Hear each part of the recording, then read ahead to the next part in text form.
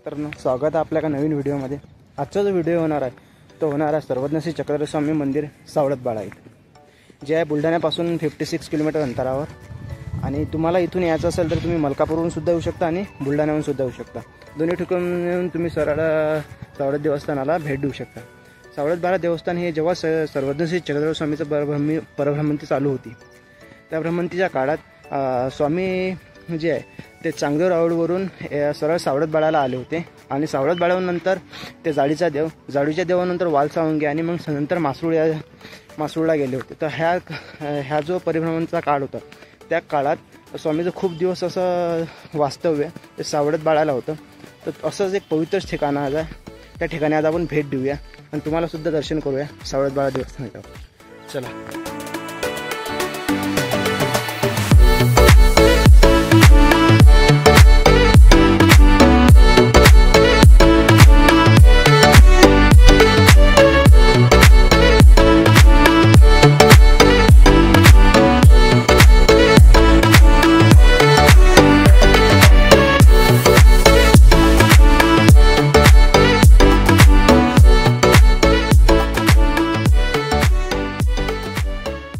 हे चांगदेव हरताळ्यावरून इकडे आले, म्हणजे वाघावर बसून स्वामी ते हरताळे लोक आले। मग ते हरताळे बायसा म्हणे हा काही करत नाही वाघ, तर तुम्ही जसं राहू द्या म्हणे सोबतच आपल्या। बायसा म्हणे हा काही करत नाही, पण लोक यायला तकलीफ देतील वाघाले, वाघावर बसून राहायचा।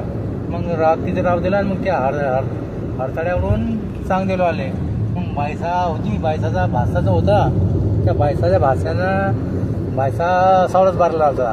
पण बायसानं त्या याला पाठवलं पुढे आपल्या एका शिष्याला, आणि म्हणे तू जा म्हणे, आणि त्याला सांगू द्या की स्वामी चक्रधर स्वामी येऊन राहिले सावळत बारला। सावळत बारवून तो याला घ्यायला आला चक्रधर स्वामीला गोळा घेऊन। मग घोड्यावर स्वामीला बसवला आणि तो पायदळ चालायला लागला। मग तसं यायला आले सावळत बारले, तिथे 20 दिवस मुक्काम केला। हो का? हा।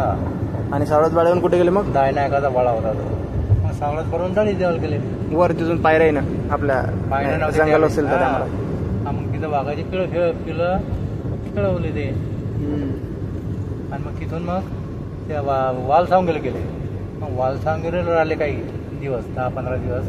तिथून पद्मावती गाव आहे, त्या पद्मावती गावाला गेले नदीची काठी, तिथं थोडंसं थांबले आणि मग मासरूळला गेले। असं आहे। मग मासरूळून पुढे त्या पिंपळगाव रेणुकेला गेले।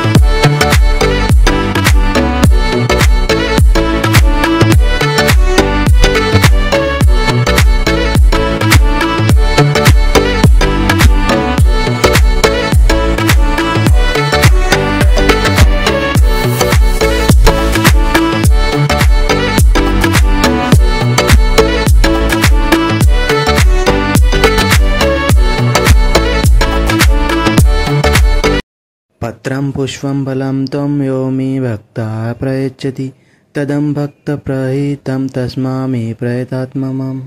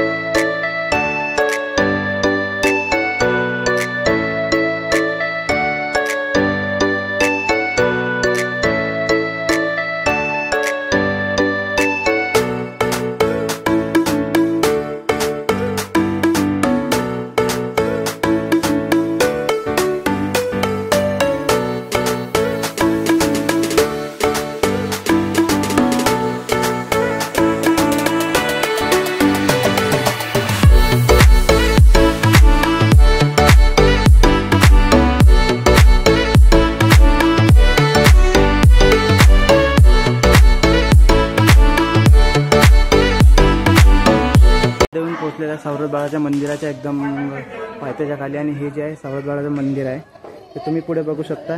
हे नमस्कारी सगळे त्या ठिकाणी देवस्थान आहेत समोर.